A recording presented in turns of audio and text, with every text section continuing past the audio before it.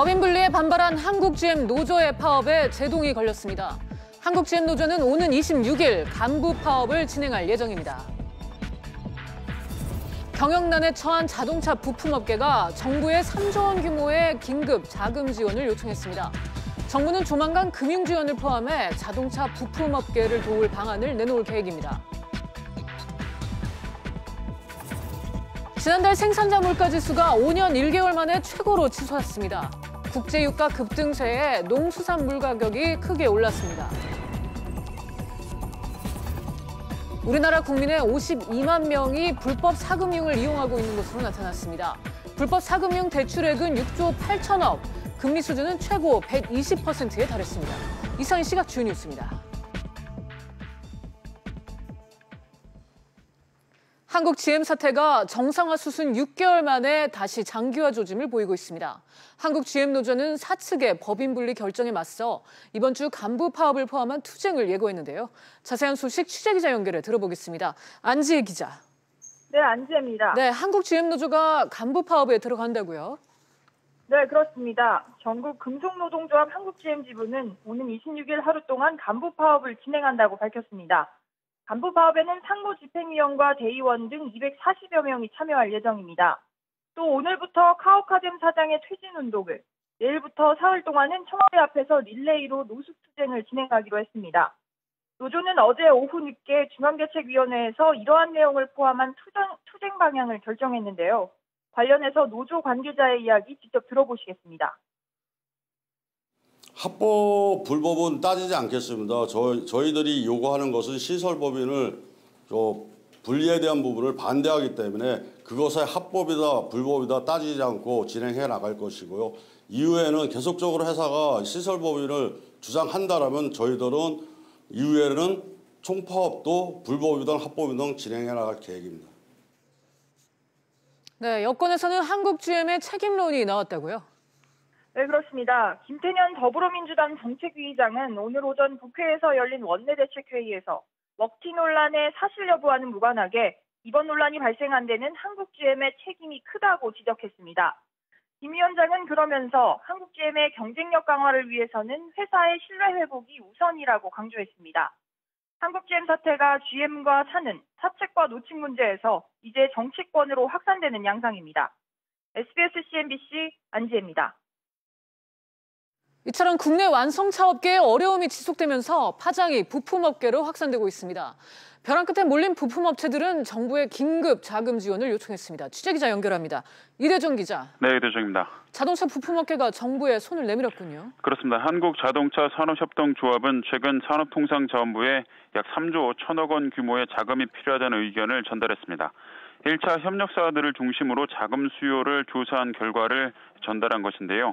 만기가 돌아오는 은행 대출금 상환 연장 등에 필요한 자금이 1조 7천억 원으로 가장 많았고요. 시설 투자 자금과 연구개발 등에 각각 1조 원과 4천억 원 정도의 자금이 필요하다 이렇게 나타났습니다. 네, 자동차 부품업계가 이렇게 어려워진 이유, 결국 완성차 업계의 어려움의 연장성산에서 볼 수 있겠죠? 그렇습니다. 지난해 중국의 사드 보복으로 타격을 입은 데 이어서 올해는 한국 GM이 군산공장까지 폐쇄하면서 완성차 업계의 순환이 이어졌습니다. 이러다 보니까 완성차 업계 판매 부진이 그대로 부품사들의 공장 가동률 하락으로 이어졌고요. 자연스럽게 수익이 또 악화가 되자 은행들이 또 잇따라서 자금 회수에 나서면서 부품사들이 자금난에 빠졌다 이렇게 보시면 됩니다. 네, 자금 지원 요청을 받은 산업부는 대응책 마련을 모색하고 있습니까? 그렇습니다. 산업부는 자동차 부품업계가 요청한 자금 수요 사실을 기획재정부와 금융위원회 등에 전달을 했습니다. 관련 업계에서는 정부가 자동차 산업뿐만 아니라 조선업계까지 망라한 금융 지원 대책 등을 조만간 내놓을 것으로 예상하고 있습니다. 지금까지 SBS CNBC 이대종입니다. 한국 GM과 현대, 기아차 등 완성차 업체의 실적 부진이 장기화되면서 자동차 부품업계는 고사 직전에 내몰린 상황입니다. 이대로 시장에서 도태되면 당장 대량 실직 등 관련 여파도 문제지만 자칫 자동차 산업 생태계도 무너질 수 있다는 우려가 나오고 있습니다. 관련해서 이종훈 시사평론가와 얘기 나눠보도록 하겠습니다. 평론가님 어서 오세요. 네, 안녕하세요. 네, 부품업계 얘기부터 해봐야 될 것 같습니다. 올 들어서 이제 현대차 1차 협력사인 리한이 워크아웃을 신청을 했고, 그다음에 다이나믹 그리고 금문산업 등 굵직한 부품사들 연이어서 쓰러졌고요. 이외에 상당수 부품사들도 적자의 늪에 빠져 있는 걸로 알고 있는데 네. 전반적인 상황을 지금 어떻게 봐야 할까요? 네, 뭐 조금 전에 이제 기자 리포트에서도 이야기를 했습니다만 지금 완성차 업체의 수출이 지금 계속 전반적으로 줄어드는 추세에 있고 지난번에 이제 개별 소비세 인하해서 8월달에 반짝 사실은 약간 성장세를 보이긴 했는데 지난달에 지금 수출만 하더라도 18.4%나 줄어든 것으로 이렇게 나오고 있거든요. 내수에서도 17% 이상 지금 이제 감소세를 보이고 있습니다. 그러니까 완성차 업체가 이렇게 당연히 장사가 안 되면 그 협력사들도 어려워질 수밖에 없는 거고요. 또 협력사들 같은 경우에는 구조적으로 또 뭐 단가 후려치기라든가 그런 것들 때문에 사실은 수익 내기가 굉장히 어려운 그런 그 상황이었단 말이죠. 최근 몇 년 동안 그 한계 선상에 있던 기업들이 최근 들어서 지금 이제 뭐 그 워크아웃을 신청한다든지 또는 이제 흑자가 적자로 전환된다든지 이런 상황인데 올 1분기만 하더라도 지금 28개 회사가 지금 적자로 전환을 했거든요. 기존에 14개 정도가 적자 상태였는데 상장사 기준으로 얘기를 드리면 1차 협력사 가운데서 지금 무려 지금 42개사가 영업 적자로 전환된 그런 그 상황이다. 거의 절반 정도 되지 않습니까? 네. 자, 그리고 이게 그나마 상장한 그 1차 협력사가 그렇고 그 밑단에 있는 뭐 2차, 3차 협력사들 경우에는 훨씬 더 고통을 지금 겪고 있다. 이렇게 봐야 되겠죠. 네. 네. 지금 이제 대형 중견 부품사들을 위주로 얘기를 했는데 말씀하신 대로 이제 규모가 더 작은 2차, 3차 협력사의 경우는 지금 실태 파악이 제대로 되고 있지 않잖아요. 예, 그렇습니다. 근데 대략 이제 뭐 1차 협력사가 한 850개 정도, 그다음에 이제 2차 협력사가 5,000개, 3차 협력사가 3,000개 이렇게 알려져 있는데 3차 협력사 밑으로도 사실은 또 있거든요. 그렇게 지금 사실은 다 이렇게 계산을 해보면 훨씬 더 많은 숫자가 있고 그리고 고용의 측면에서 보자면 사실은 이들 그 협력사들에서 고용한 인원이 훨씬 더 많다는 겁니다. 그러니까 완성차 업체 그 본사보다는. 자, 그렇게 보면 이게 이제 자칫 잘못하면 대량 그 실직 사태로 이어질 수 있는 우리가 이제 조선업 경우에도 경험한 바가 있지 않습니까?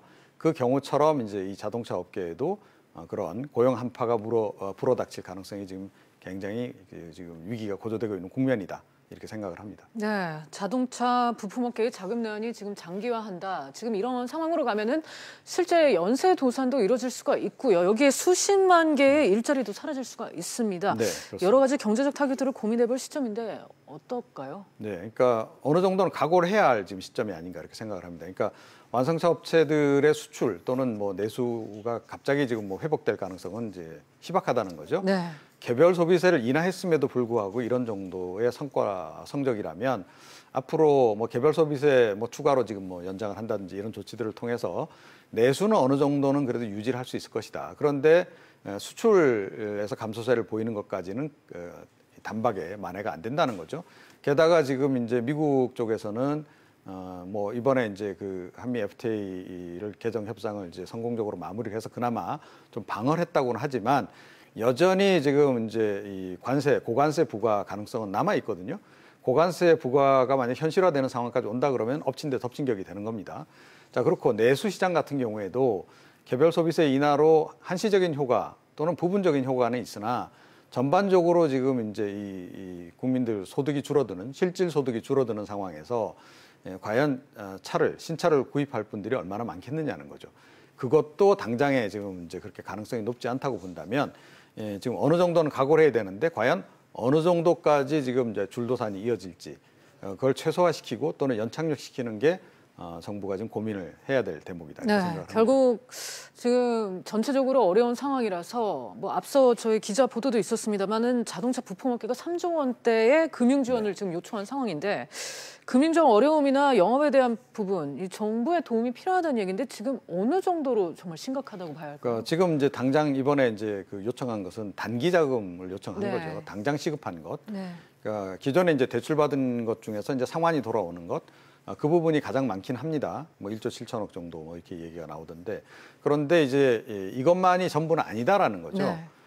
지금 뭐 최근에 1분기에 영업이익이 이제 적자로 돌아선 기업에 대해 조금 전에 말씀드렸습니다만 2차, 3차 협력사 중에는 훨씬 더 영업 적자를 적자로 전환한 기업들이 많을 거다라고 봐야 되고 그 중에서 이제 과연 몇십 % 정도가 이제 도산할지 좀 지켜봐야 되는 상황인데 그렇게 본다면 그쪽 기업에서 당장 필요로 하는 자금들이 아마 2분기 지나면서 3분기 특히 4분기에 지금 이제 본격적으로 들어오게 되는데 지금 이제 내년 접어들면서는 훨씬 더 이제 그 자금 수요량이 많아질 가능성이 높다. 자, 그런데 그거를 다 그러면 이제 정부나 또는 은행 쪽에서 감당을 해낼 수 있겠는가? 또 감당하는 것이 바람직한가? 이 부분도 생각을 해봐야 되거든요. 그러니까 전반적으로 당장 이제 뭐 수출 경쟁력이 회복된다거나 또는 내수 시장이 회복될 기미가 안 보인다면 어느 정도 차라리 감소를 하는 편이 낫지. 이거를 뭐 세금으로 지원한다든지 또는 뭐 결국은 세금이 될 텐데 공적 자금을 투입을 해서 하는 것이 과연 효과가 얼마나 있겠는가 궁극적으로 그런 부분을 이제 함께 고민을 해야 되는 그런 그 상황에까지 왔다 이렇게 생각을 합니다. 네, 정부가 이제 곧 산업부 등 관계부처 협의를 거쳐서 종합대책 계획을 내놓을 텐데요. 어떤 현실적인 방안이 나올 수 있을까요? 글쎄요, 이제 뭐 금융지원 방안이 일단 가장 이제 뭐 주가 되지 않을까 이렇게 생각을 합니다. 네. 그거 말고는 지금 할 수 있는 방법이 별로 없기 때문에 이제 그렇다. 그리고 그와 더불어서 이제 개별 소비세 인하 이제 연말까지 일단은 인하를 해놓은 상태인데. 내년에도 이제 추가로 이걸 연장할 것인지 여부를 이제 고민하지 않을까 이렇게 생각합니다. 그런데 제가 보기에는 뭐 불가피하게 연기를 하지 않으면 안 될 것이다 생각을 하고 이번에 그 업계에서 요청한 3조 정도는 아마 은행권이라든가 또 뭐 은행도 결국 우리나라는 뭐 사실상의 국책은행들이 많기 때문에 정부가 어찌됐건 관여를 많이 하게 되는데 정부가 이 대출 지원 같은 것들은 어느 정도는 허용할 가능성이 좀 현재로서는 가장 높다 이렇게 생각을 합니다. 그리고 함께 지금 유류세 인하 방안이 지금 이제 논의가 되고 있는데 유류세 인하도 이제 어찌됐건 이 부분과 함께 연동해서 지금 이제 인하폭을 결정할 가능성이 높지 않나 이렇게 생각합니다. 네, 실효성 있는 대책 마련이 나오기를 좀 기대해 보겠습니다. 지금까지 이종훈 시사평론가와 얘기 나눴습니다. 오늘 말씀 감사합니다. 김동연 부총리가 대외 경제장관 회의를 열고 최근 대외 불확실성에 대한 대책 마련에 나섰습니다. 그리고 최근 논란이 되고 있는 각종 현안에 대한 입장도 밝혔는데요. 자세한 내용 취재기자 연결해 알아보겠습니다. 이한승 기자. 네, 이한승입니다. 네, 대외 경제장관 회의에서는 어떤 내용들이 언급됐나요? 네, 김동연 부총리는 우리나라가 환율 조작국으로 지정되지 않는 등 정부가 비교적 안정적으로 잘 관리하고 있다고 평가했습니다. 이어 이번에 중국이 환율 조작국으로 지정되진 않았지만 미국이 앞으로 6개월간 위안화 절하를 모니터링하겠다는 입장을 밝혀 양국 환율 갈등이 언제든 다시 불거질 수 있다고 지적했습니다. 이와 관련해 이 같은 대외 환경 변화가 우리에게는 위기이자 기회가 될 수 있도록 활용하는 게 필요하다며 다양한 상황 전개를 가정한 시나리오별 대책을 강구하겠다고 말했습니다. 김 부총리가 공공기관 고용세습 논란에 대해서도 입장을 내놨죠. 네, 맞습니다. 김 부총리는 공공기관 고용 세습에 대해서는 엄중하게 보고 있다면서 만약 그런 사안이 발견된다면 엄벌에 처하겠다고 강조했습니다. 이어 우선 사실조사를 확실히 하겠다며 내용을 보고 조사를 확대하는 것을 검토하겠다고도 덧붙였습니다.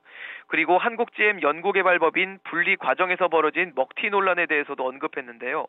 김 부총리는 2대 주주인 산업은행이 본안 소송 등 법적 조치 계획이 있는 것으로 알고 있다며 산은히 처리하는 게 맞다고 생각한다고 말했습니다.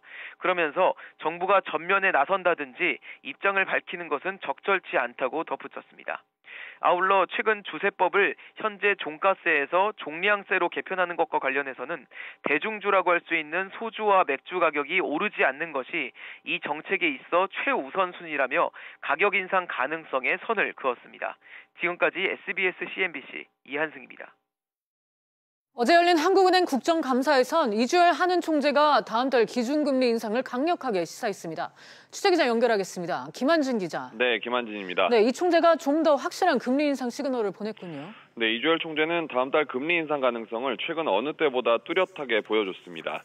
한국은행은 지난 18일 금융통화위원회 당시 발표한 통화정책 방향 문구에서 기존 통화정책 완화 정도의 추가 조정 여부를 신중히 판단해 나갈 것이라는 표현에서 신중이라는 표현을 뺐었는데요.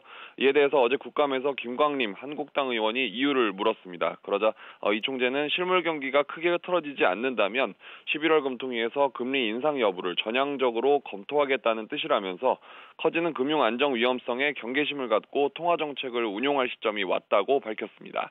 다만 금리 인상이 경기와 물가 흐름에 영향을 주지 않아야 한다는 전제 조건을 달았습니다.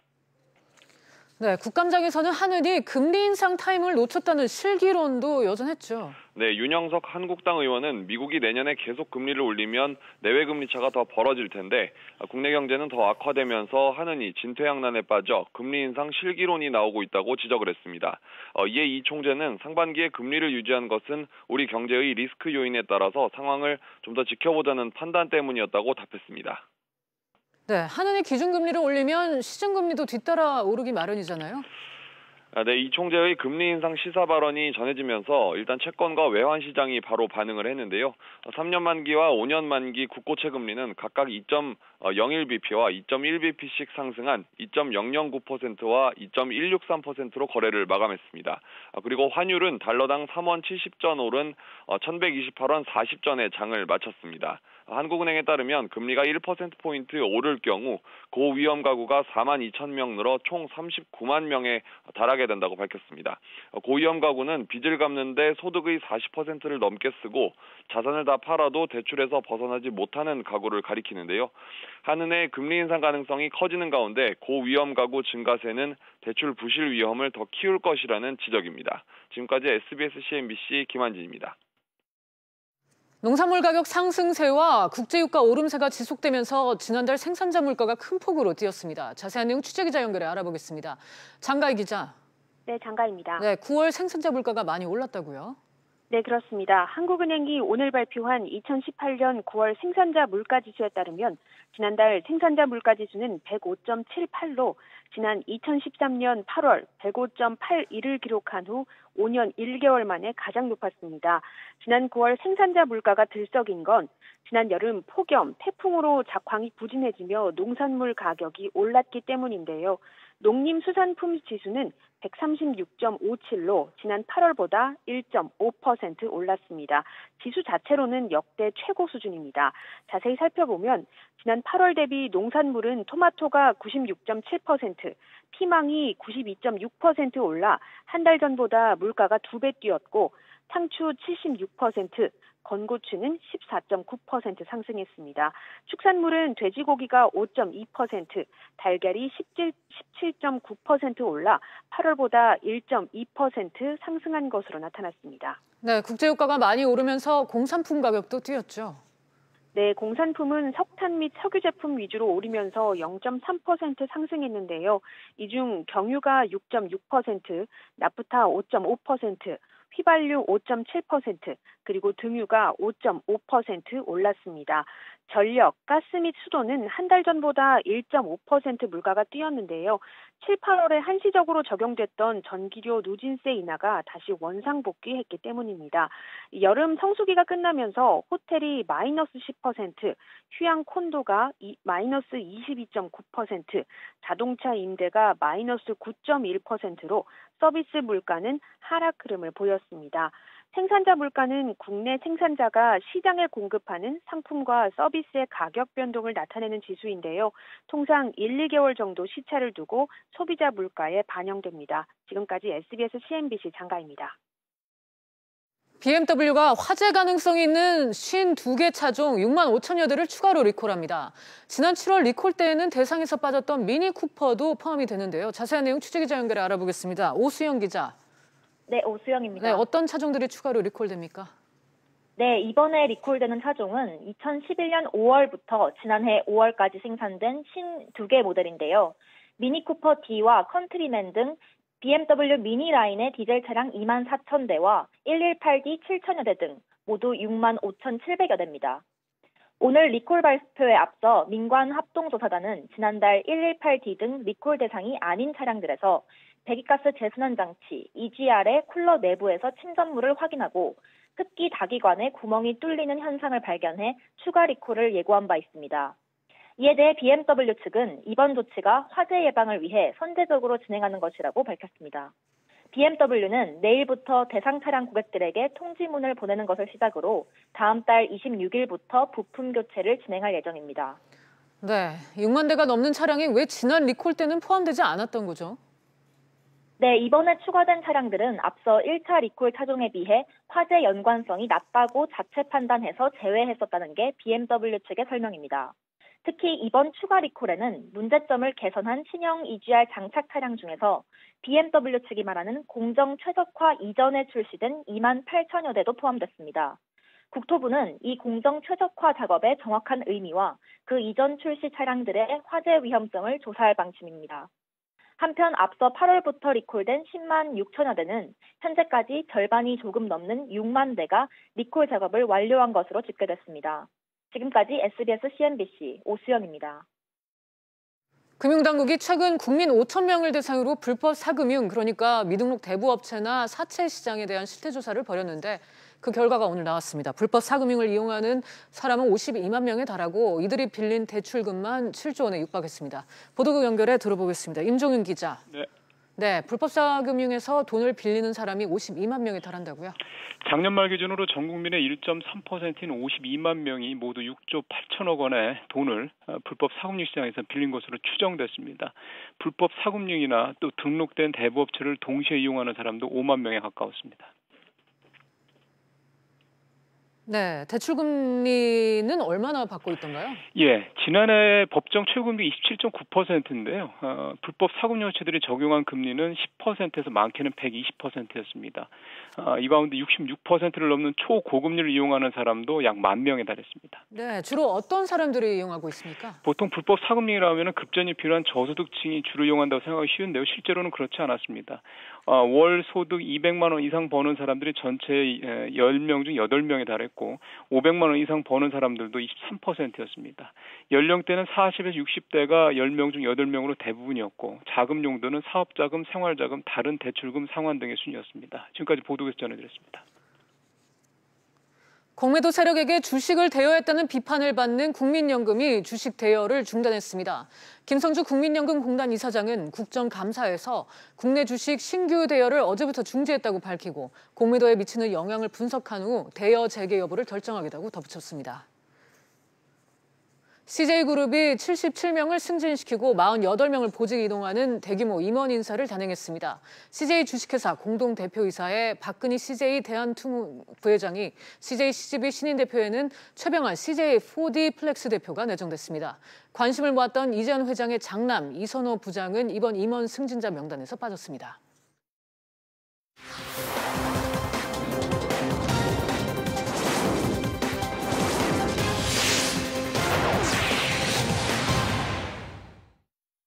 이 시각 증시 상황 함께 살펴보시죠. 오늘 새벽 미국 증시가 중국의 경기 부양책에도 불구하고 이탈리아 예산안과 사우디아라비아 언론인 피살 사건 등의 여파로 하락 마감했습니다. 이 영향으로 국내 증시 역시 큰 충격을 받은 모양새입니다. 코스피가 장중 2%가량 급락하면서 연중 최저치를 기록했는데요. 현재 보시면 코스피 2.30% 하락해서 2110선에서 거래되고 있고 코스닥도 2.25% 하락해서 727선에서 거래되고 있습니다. 코스피 수급 상황입니다. 오늘 하락세로 출발한 코스피 지금 보시면 개인이 홀로 4,700억 원 순매수하고 있지만 외국인과 기관의 동반 매도세 이어지고 있습니다. 코스피 가장 변화가 큰 종목들 위주로 봐보시겠습니다. 우선 셀트리온 같은 경우에는 싱가포르 국부펀드 테마섹의 시간의 대량 매매 소식에 현재 급락해서 7%가량 급락한 모습 보이고 있고요. 반면에 CJ 주식회사 공동대표에 박근희 대한통운 부회장이 내정됐다는 소식에 CJ 대한통운은 지금 현재 0.31% 상승세 보이고 있습니다. 휠라코리아 역시 호실적 전망에 신고가 기록한 상태고요. 이제 보시면 0.1% 상승세 보이고 있습니다. 방탄소년단 리더의 신곡 발표로 관련주 DPC와 키이스트도 강세 보이고 있습니다. DPC는 지금 10%가량 상승세입니다. 코스닥 수급 상황으로 넘어가 보시죠. 코스닥 역시 지금 하락 출발했는데요. 보시면 개인이 홀로 800억 원 순매수하고 있고 기관 역시 94억 원 매수하고 있지만 외국인이 901억 원 순매도하고 있는 모습입니다. 코스닥 역시 변화가 큰 종목들 위주로 봐보겠습니다. 우선 정부의 북한 비료 농약 지원 기대감에 관련 종목이 강세입니다. 경농조비 KB케미칼 역시 상승세 보이고 있고요. SNU 같은 경우에는 257억 원 규모의 디스플레이 제조 장비 낙찰 소식에 강세 보이고 있습니다. 지금까지 증시 상황 살펴봤습니다. 오늘 저희가 준비한 내용은 여기까지입니다. 시청해주신 여러분 고맙습니다.